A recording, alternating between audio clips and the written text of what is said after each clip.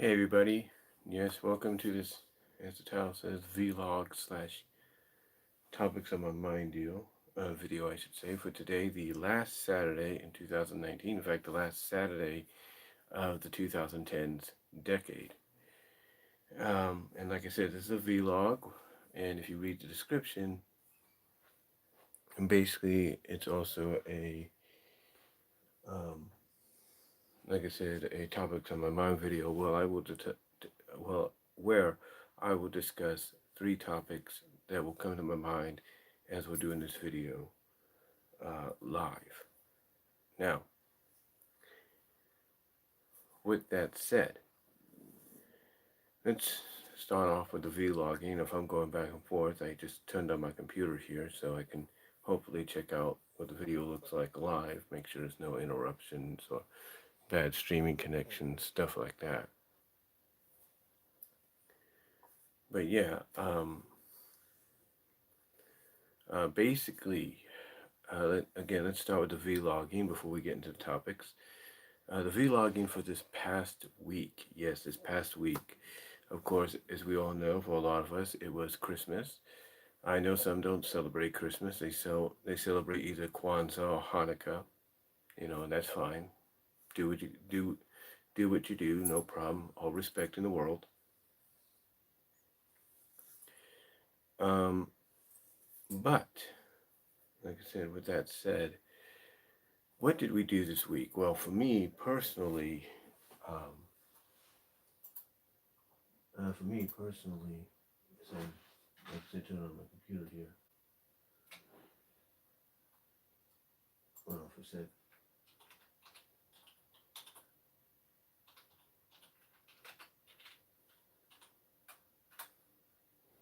Okay. Well, like I said, for me personally, of course, working at Walmart for 5.5 years now. Yeah, that's right, 5.5, because February, this upcoming February actually will mark 6 years on the job. So, but 5 years is a big accomplishment. It's like half of a decade. So, anyway, like I said, for me working at Walmart, I did work on the 23rd. I did work on Christmas Eve. I did work Thursday, and I did work yesterday. So I did all that, obviously. So I did all that. And here's what's interesting about working this past week, because this is the one thing about my job that's really gotten a lot of people wondering, like, what the heck is going on? And that is the scheduling. I mean, I've closed out my schedule. I work between 8:30 and 5:30. And this past Monday, I got that. That's what I want. It's an 8:30 to 5:30 schedule, Monday through Friday. But because it's the season, it's seasonal, because it's the season, holiday, Christmas, New Year's season, we're hiring on new staff. Whether it's seasonal or permanent, that's up in the air. So we're hiring on new people, and excuse me, and this being part of the end of the year, you know, hours cut, and sometimes hours are cut not just because of new people, but just like with the Even app, which my job and I'm sure other jobs out there have, um, the Even app, which allows you to get an advancement from a future check, like not the check you're getting that week, but a future check that comes within 2 weeks afterwards. Um, basically, basically, uh, the Even app gives you an instant pay of half of what your current upcoming check. Like I said, the check that you get 2 weeks after you get your check for that week. Like this week, this past Thursday, I got paid, right. Well, the Even app, if it was available, I would be able to get an advancement like half of what I currently have for my January 9th check, to help me out a little bit more with my money, with my finances that I have right now. But anyway, long story short, what I'm getting at is basically the Even app. is not available. Well, it's available to check what projected what you're going to get paid for the day you work, for the hours you work, and projected of what you're going to get in the end with your check.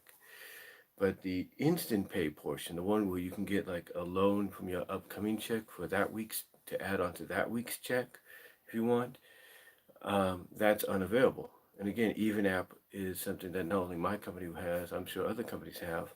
So the instant pay is unavailable right now. And how that ties into my scheduling is when I read why they were doing this, they said it was because of the end of the year, gathering all the information together, tax, for end of the year, rounding up, money wise, tax up, the tax upcoming tax season and all that. So that's why the instant pay on the Even app was not available. Now, um, with that said, um, with that said, basically that could explain the scheduling and why hours are being cut. It's the same reason. The same reason the Even app is disabling instant pay until the beginning of next year um, is the same reason why hours are being cut at my job, including mine, and that is because they are getting all the information together for the end of the year, for the final quarter of the year, the end of the year, numbers and all that, tax season, stuff like that, financial. Basically, it's a financial situation as to why hours are being cut. They're trying to round out this, kind of round out the numbers and all that for the upcoming tax season, and you know, and other inquiries, business inquiries they got to take care of. So again, that's why if anybody's working at Walmart like I do, that's why your hours are being cut. Stuff, reasons like that. It's not because they want to, it's basically because they have to, and not just because of more people are hiring. It's mostly because of the fact that, hey, it's the end of the year, they gotta round things out, you know what I'm saying? So, yeah, this past week, like I said, I worked Monday, Tuesday, Thursday, and Friday, mainly because, and like I said, the 8:30 to 5:30 that I closed out my schedule for, I did work on Monday. But what was strange is that the next day they had me work 4.5 hours on Christmas Eve. And you would think, as crazy as it sounds, that they would have looked at that and said, no, no, no, no, that doesn't make sense. He should be working 8:30 to 5:30 on Christmas Eve and the 11:30 to 4 on the day before Christmas Eve. It would make more sense, or at least do 8:30 to 5:30 on both days, you know. But they didn't do that. They did not do that, and it really kind of hurt us a little bit. I mean, yeah, they had a lot of people scheduled because these days are known as key event days. These are the kind of days that you cannot, no matter what, you cannot take off. As a matter of fact, they've even acknowledged that if you try calling in and don't show up, you're going to get 2 point deduction in occurrence. And if you get a total of 5 or so occurrences, you're gone. So, fortunately, thank God I've not done any of that because I don't want to miss work. To me, work's like going back to school. You have friends there, you get along with people. It's a good environment to be in, no matter what kind of job you look at. I think you just need to look at it from the mentality of, oh, I'm going back to high school kind of deal. So, that's how I look at it. But um, this past week, like I said, I worked. Um, as you saw in a video that I uploaded last night, um, basically, me and my family, mostly me and my mom, but mostly me and my family overall, um, got ourselves a little something new for Christmas. You see, originally in the rec room, and you've seen it in my videos before when I lived on Thoroughbred in Patterson. You've seen it in the background of my classic 2006, 2005 videos when I lived in Lawrence, Kansas. And you've even seen it here when I've lived here in Newman. We have one of those classic modern tube TVs, if you will. They're basically flat screen, but the square shaped, the kind of a flat square shape, but with a tube in the background. So kind of a flat screen TV, you know, still in more, that's more like a modern tube TV, if you know what I mean. And it worked for a while. It's worked with me. Stayed with me since about 2006, 2005. So I've had it for about 14, 15 years now. The only problem is the buttons. The only problem, actually, nothing's really wrong with it um, per se. Um, like I said, nothing's really wrong with it per se. Um, the only thing is when you're switching like back to the defaulted channel 3 setting, it kind of goes to channel 4 and then you have to switch it back by the remote or something like that. You got the remote kind of like the buttons on there will get a little stiff, but not too much. But it still works. So whoever gets it, because my mom wants to try to give it away, um, is going to probably be able to probably have a good time with it down the line. Now, with that said, the one thing we replaced with it was a ONN 24-inch 1080p LED monitor slash TV. Now, at first, my mom was like, because when I started putting it together yesterday, I mean, not yesterday, but on Christmas, which, I wanted to get it done with and everything, but, and I wasn't awake, I hadn't had my coffee, if you will.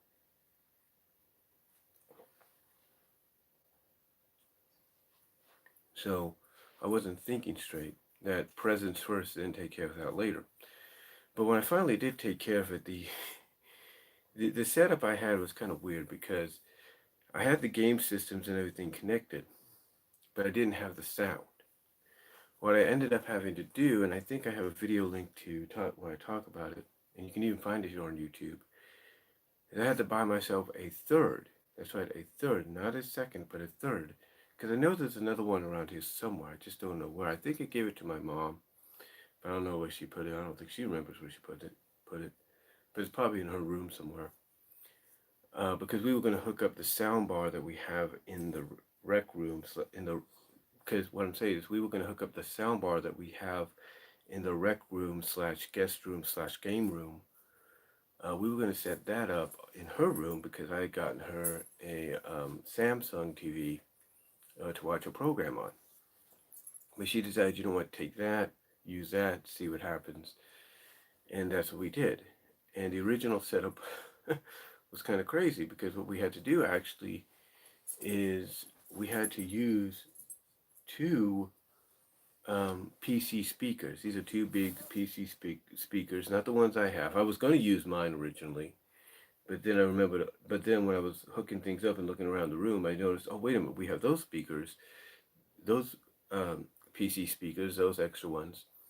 So I untangled. So what I did is I took my black web speakers, put them back in my room, back on my PC, my laptop, if you will, and I took those white ones and I connected them.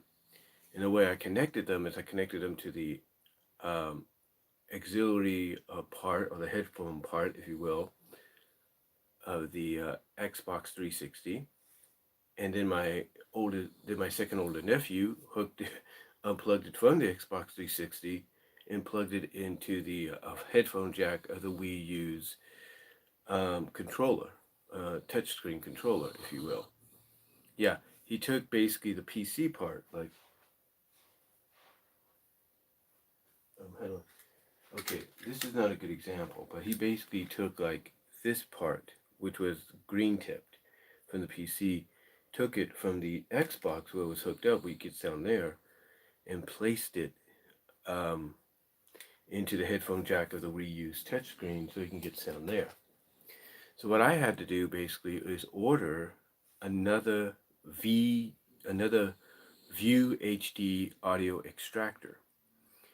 And long story short, because I hadn't hooked it up in a while, I had to kind of mess around a little bit until I remembered, by the grace of God, oh yeah, wait a minute.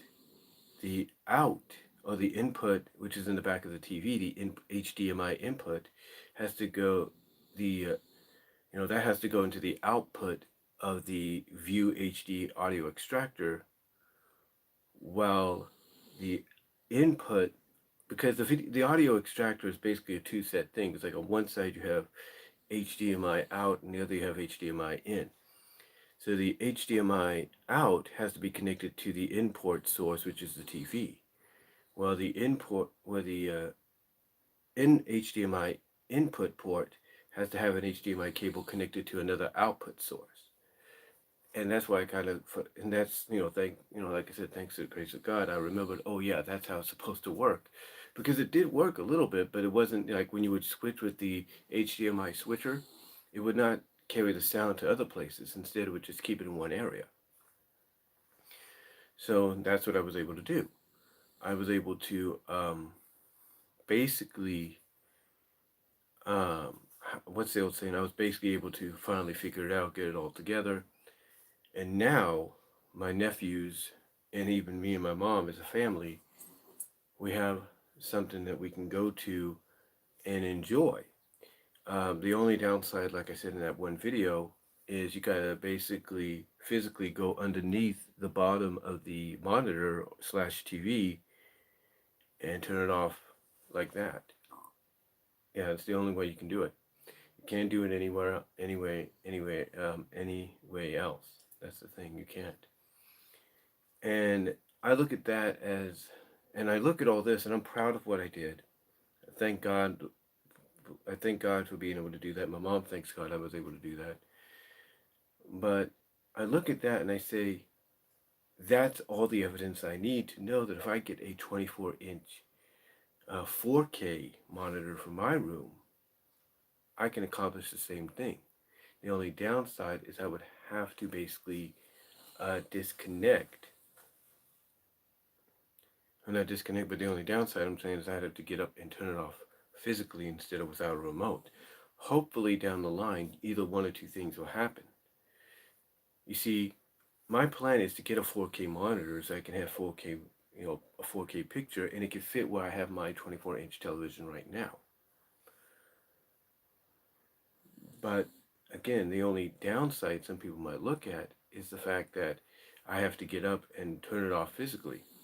But like I was saying, hopefully down the line in the future, a lot of companies will include a remote with the monitors, realizing and maybe hearing that, oh, people buy these monitors, these small 4K monitors or these small 1080p monitors, because they want to use them as a better television screen than what they have. I'm not saying mine's not good, it is. But we're getting into that 4K era. And I'm also thinking, wait a minute, I could probably, and it's just crazy, I could probably use my television as an extra television. I'm not going to give it away or anything. It's still good, but I could probably use it as an extra television for the house. Like my mom's always thinking, we should probably get one in the kitchen because she goes when she's off, she goes in there, she cooks, she cleans. She'd like to have something in there that would allow her to watch television in some capacity. So there's that possibility there. But we'll wait and see. My plan actually, because I'm looking at it right now,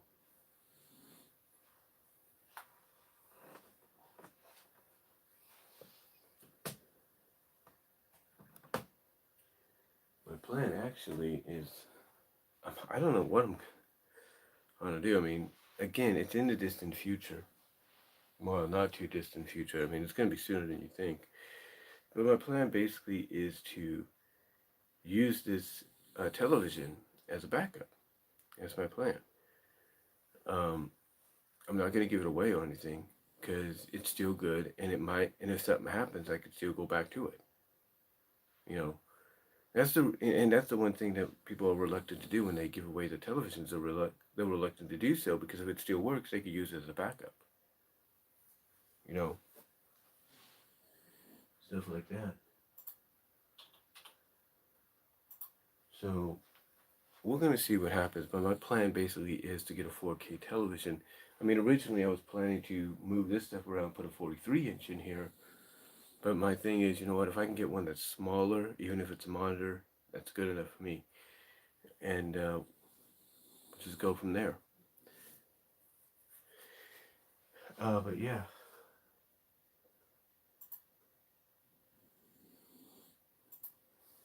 But yeah, basically, it by hooking that all up and basically doing what I knew it'd probably be able to do, it gives me hope to be able to do that with a 4K 24-inch television monitor, if you will, out down the line. And that's the one. And here's the one thing that my family was curious about. Certain members of my family were curious about. What's the difference, or why do people do that? Why do people buy these things knowing that maybe they won't come with sound? It's because they can hook up their own sound. It's because if let's say they have an HDMI capable sound bar, they could hook it up. They could do it that way. They don't have to worry about this or that. They could hook it up that way, and they could have plenty of sound. Heck, the Durabrand home theater system that I have, Durabrand, and it still works. The only thing is I tried hanging up the speakers in the back here, in the background here, and they just fell off like a couple months ago. So I got to figure out another way of putting them up there.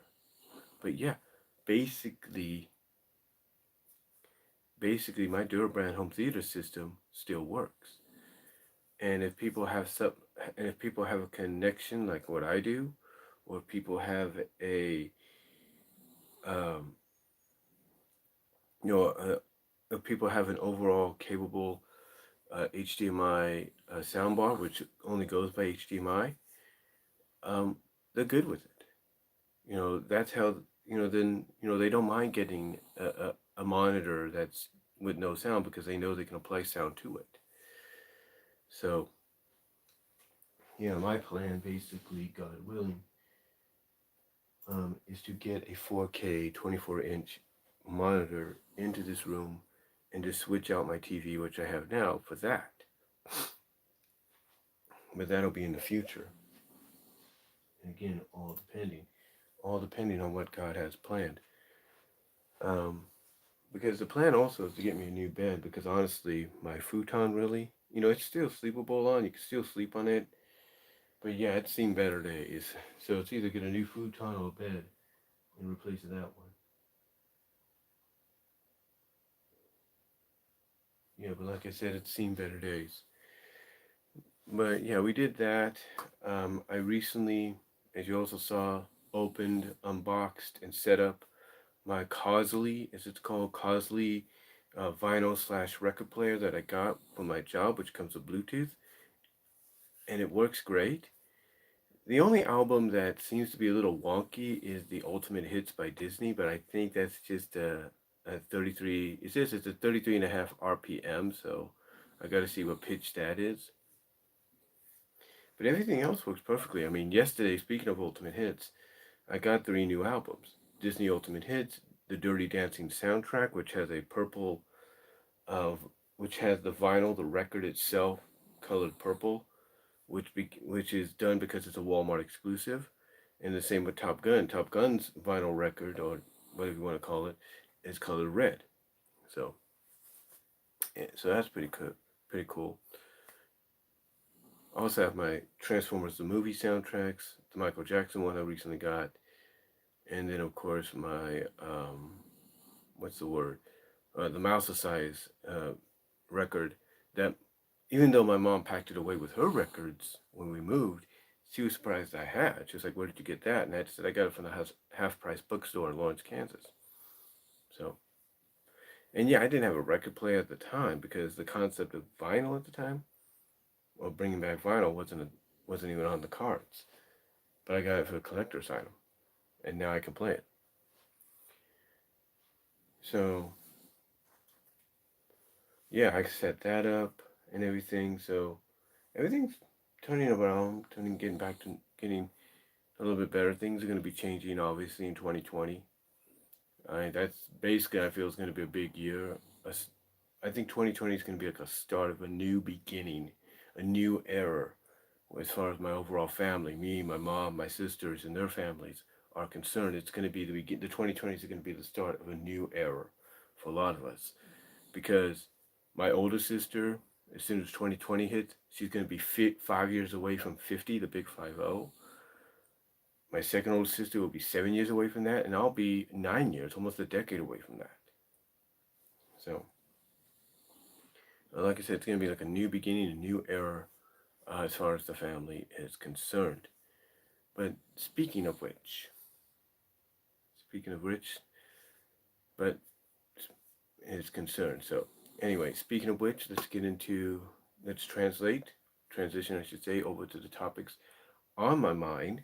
This is now the topics on my mind portion, which is starting at 25 minutes and 35 seconds, according to my live stream information on my laptop. Let's now transition over to topics on my mind. And the first topic I want to talk about actually goes back to what I mentioned in the vlog, and that is, why do people buy LED or 4K monitors even though they're the same size of what, let's say, the television they have, maybe small, if you will? Why do they do that? Why do people buy these small 22-inch, 24-inch, 19-inch, 27-inch maybe LED or 4K monitors and use them for television? Well, it's real simple. You see, even though people might know that, hey, this is not going to have sound with it, like I said, in the vlog portion of this video, people realize that, hey, if I have an HDMI cable or HDMI enabled soundbar, or I have a setup like, let's say, or if they have a setup like, let's say, I have, then they can actually be able to enjoy the sound, no problem. And here's the other reason. Lately, a lot of 4K televisions have been going down in price, even the big ones. But a lot of people like myself have a room that they're in, or that they sleep in, have a bedroom that they sleep in like I do, or they have a side room like what I do, which, or as my brother-in-law put it, a trophy room like I do, which is only able to fit maybe a smaller television. And that's where the idea of purchasing a 24K, I mean, not 24K, but a 24-inch 4K television comes into play, or comes into mind. Because if they can get that, then they don't have to worry about going out and buying a 43-inch or a 50-inch, which could range from like 350 to 250, or maybe even more if they have the money, but mainly around 250 to 350. They don't have to worry about moving stuff around or anything.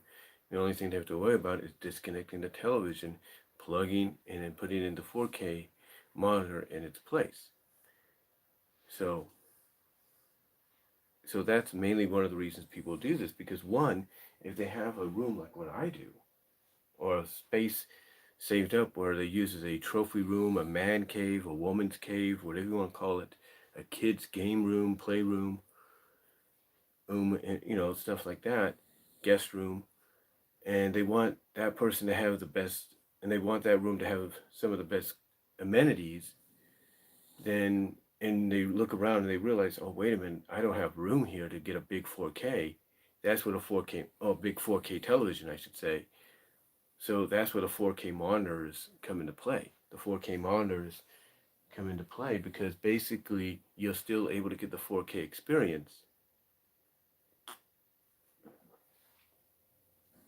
It's just not a big, television or anything like that. It's not a big thing. Now, some might say it's a downside because you got all these features on it.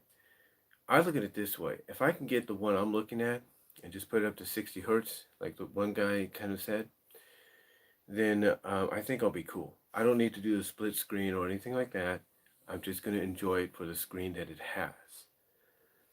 Because there's one thing I've noticed, that some of the video files that I do convert over the past years, when I convert it through, thanks to the Cyber Power Director software I have, to 4K, YouTube will read it as 4K.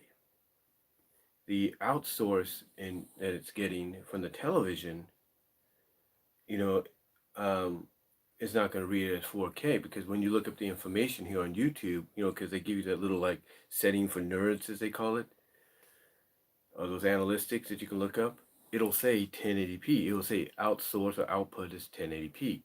But if you put a 4K in there you go. So the plan basically down the line for me, like I mentioned earlier, is to get a 4K. But again, getting back on the topic here, why do people buy them? And again, like I said, it's the fact that, the reason people go out and they buy these 4K monitors, if you will, is, or even these LED monitors, period, whether it's 4K or 1080p, maybe even 8K, if you will, is due to the fact that, they want to have that experience, they want to enjoy that 4K, 1080p, or 8K experience. But they realize, hey, I'm not going to get that kind of experience, you know, without, buying something in that realm. Now, 1080p televisions are not out of the realm of possibilities. Those are still, they have gone down significantly enough to where you can buy a 1080p one for like 225 or 215 or 180 at the best. So that's a realization there. But again, when it comes to the 4K and the 8K, yeah, those are still in the 200 range, maybe 300, 500 range, 500 mostly for 8K, there's no doubt. But the 4K are like in the 200, 300 range. And that seems more reasonable for people to go out and buy to get some kind of 4K outlook or 4K picture to watch. So to me, my plan basically down the line is to get a 4K monitor to put in my room and enjoy the 4K picture. Because I'll still have sound and everything. The only difference, like I said, is I'm going to have to get up and, like I said in the vlog portions, I'm going to have to get up and turn it off physically, but that's not a problem. It's not a problem whatsoever. So, but the picture will be good, and that's really what matters. So that's, again, like I said in the vlog, that's something for me to look forward to in the future. But again, that also answers the question of this first topic of why people go out and they buy these 24-inch, 22-inch, 27-inch 4K monitors, 8K monitors, if you will, that are on the market. And again, the reason being is because they know that, if they have an area in their house that they use as their bedroom or their own private quarters, that, you know, if they have it set up like, let's say I do, in a way, they know they're not going to have room to put a big screen television without moving stuff around and maybe moving stuff around and storing stuff or putting stuff in another room if they're able to do that. So the best choice is to go smaller. You'll still get a 4K, 8K experience, but going smaller, especially if it's just a monitor, is going to work. All right. So that's the first topic. Second topic is one thing that my family asked me about recently. And that is, why is vinyl coming back? What was the reason? What's the purpose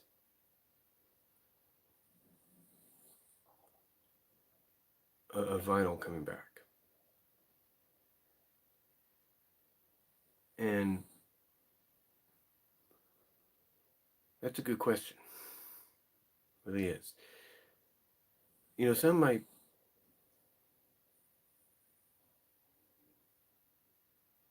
Some might blame Stranger Things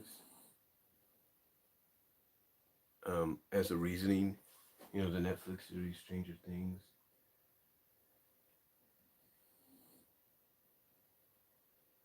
Well, thank you. Thank you for watching it.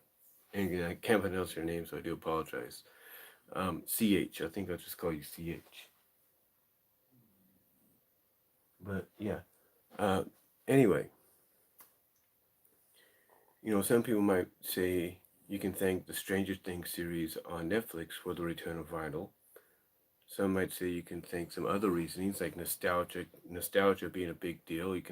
Where there's a lot of movies and shows lately that have been based in the 80s and 70s and all that, which has caused a popular um, trend of vinyl to come back in, or some kind of nostalgic feel to have vinyl back, something like that.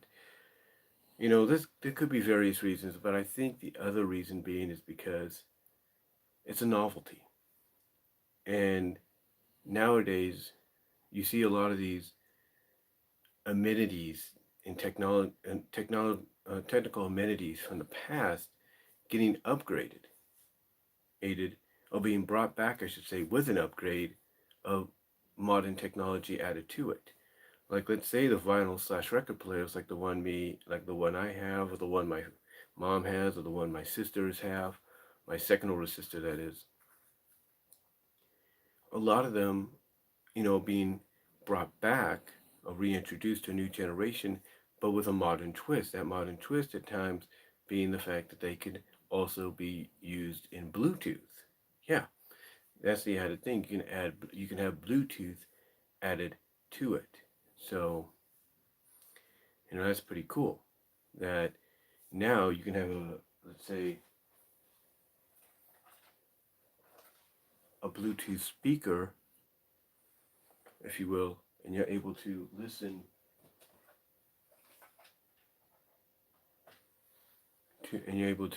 to the record from anywhere you are. So that's pretty cool. It also has the upgrade of having headphone jacks now, which I think some had even before they were out. So this, so wondering why vinyl is back. There's a lot of ways of wondering why. A lot of questions that could, be asked about why did they decide to bring vinyl back? Why? What's the sudden, reasoning for it? And some could say and again, some could blame things like you know, shows and movies like movies and shows, I should say, like Stranger Things. Some of the X-Men films that take place in the 80s, stuff like that. Um, those are some of the things you can blame. And again, some could say that you have this sudden surge of nostalgia just sweeping the nation, sweeping the world, that the idea of bringing back, let's say, a record player and giving it a modern twist with Bluetooth added on and a few other amenities added on, you know, is a novel idea, and it becomes basically a novelty. And you want to do something, and especially when you look at the fact that you're heading towards the end of a decade, like we are within the next several days, you want something to be remembered by. And there's going to be a lot of people, companies, and all that are going to be remembered for, resurrecting the vinyl, the the what's the word I'm looking for? The mania of vinyl mania, if you will. They're going to be known for doing that. A lot of companies, big and small, are going to be acknowledged, looking back at the 2010s, as helping to resurge and resurrect the popularity of vinyl, because information has come out that vinyl in the past several years has outsold CDs, and if not streaming, MP3 purchases and all that. So that's pretty cool. But I think, again, no matter how you look at it or wonder how vinyl was brought back, how record players were brought back, vinyl players, if you will, were brought back with this modern twist of Bluetooth and other modern technical amenities added to them. No matter how you look at it, in the end, it's a nice nostalgic novelty to have, because now you can, if you're, because now you'll have a different format, a very nostalgic format, classic format, to enjoy even the modern day artists, because there's a lot of modern day artists out there that are now allowing people to allowing the music to be put on vinyl, and people are having fun with that.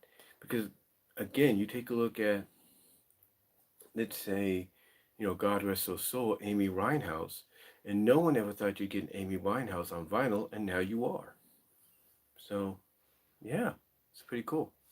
So, and I think that's the other thing that makes it popular is, what is it? What are what are today's artists going to sound like being on vinyl compared to being on CD and maybe even cassette tape or even MP3? I think that's the other novelty, is to want to hear what today's artists are going to sound like, especially if you have the ability to raise up the pitch to or slow it down to stuff like that. So I think that's the other reason people are into vinyl now and into record players coming back with Mega City's Modern Twist, just to see what today's artists could sound like down the line.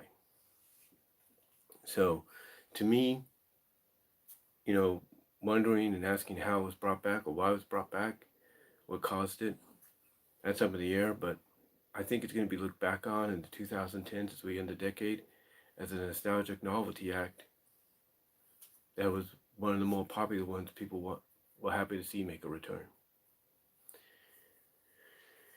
And the last topic I want to talk about, here, um, like I said, last topic I want to talk about, of course, today, if for a lot of you that are um, in Glendale for the the PlayStation Fiesta Bowl between Ohio State and Clemson, and those of you right now getting ready to enter the Mercedes Stadium in Atlanta for the Peach Bowl, are there for it too. Um, and anybody right now that's watching or attending or at the Camping World Bowl, um, or even at the Cotton Bowl right now, I should say. I, here's the third topic, and it's the questionable one.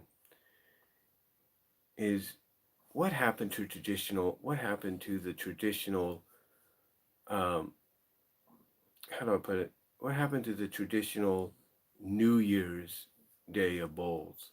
Because I can remember back, it wasn't even that long ago, because I could remember back when the Cotton Bowl was on New Year's Day, the Orange Bowl was on New Year's Day, the Fiesta Bowl, the Sugar Bowl, the Peach Bowl was on New Year's Eve, maybe even at times New Year's Day.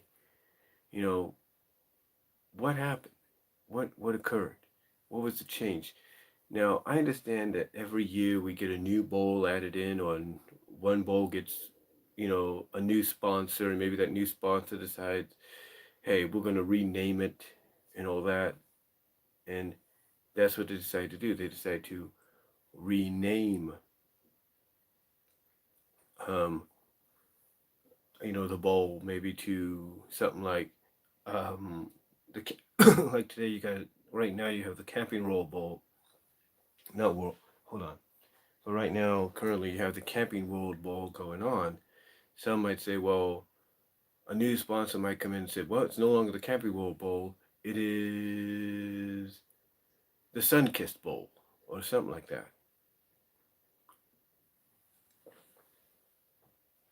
Or they might call it the Sunkissed Camping World Bowl. Who knows? Um, but, we know every year new sponsors come in and new sponsors try to buy the rights to have the bowl named, after them or association with them. Like Tony the Tiger from Kellogg's Frosted Flakes has the Sun Bowl named after him, and everybody's, getting a laugh out of that by saying, "Oh, this game's going to be great," kind of deal. So, there's stuff like that. But then again, like I said, I understand every year or every other year, a new bowl game seems to also get added along with new sponsors, buying out the licensing or the sponsorship for one of the more traditional bowl games. So, again, though, I understand all that we get new bowls added in, we have new sponsors buying sponsorships for traditional bowls, or buying sponsorships to create this new bowl that's getting added.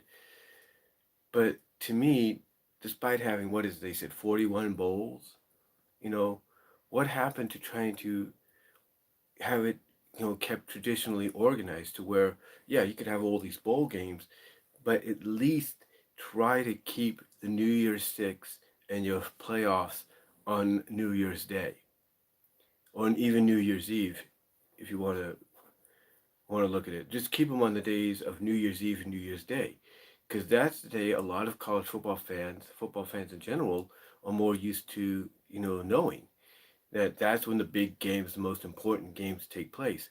You haven't played today, yeah, they're important, but it's just a regular Saturday. So, and again, nothing against that, but the thing is, There's something about seeing the Sugar Bowl, Peach Bowl, Orange Bowl, the Fiesta Bowl, the Rose Bowl, and even the Cotton Bowl all on New Year's Day around the New Year's Day, New Year's Eve timeline. There's something about that. And I think honestly, they need to get back to that. They need to get back to doing that. I'm hoping that next year they have it more organized to where they look at New Year's Day, they look at New Year's Eve and say, you know what? People are watching television the most at this time, especially with, Rockin' Eve and all that. Let's just place the bowl games on here. Let's place the college football semifinals on here on these days. And you know what? It would work because people would tune in. People would tune in. And if you have people traveling, families, students traveling to support their team, let's say in the playoff semifinals, it gives them a chance, let's say on New Year's Eve, to celebrate the new year in a different location instead of just, on campus or at home. As crazy as that sounds. So, yeah, you have to wonder, what happened? Why did sudden change?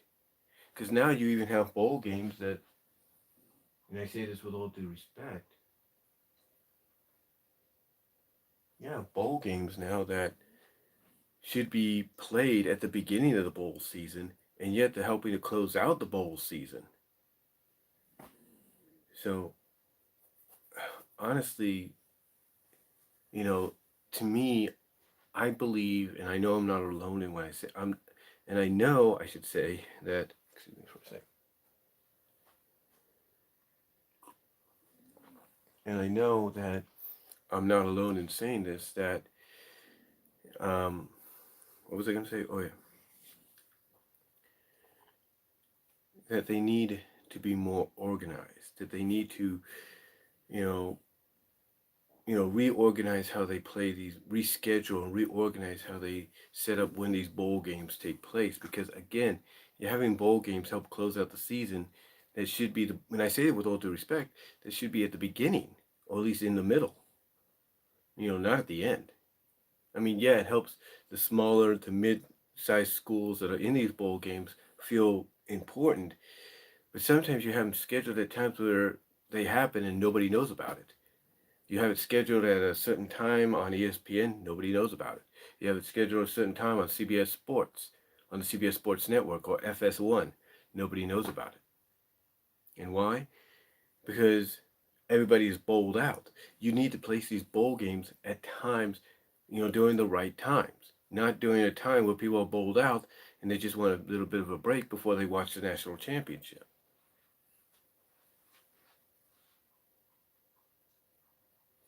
So to me, honestly, they need to reorganize their thoughts. They need to reorganize how they structure. Basically, that's what they need to do. They need to restructure how they schedule all these bowl games, and they need to do it starting next year, if not the year after. Because you know what? Like I said, New Year's Eve and New Year's Day, really mostly New Year's Day, that's when a lot of people, football fans in general, are used to seeing these big games, being taking place. They're not used to seeing them separated just because of oh, they could only do it this day, or they can only do it that day. It's da da da da da.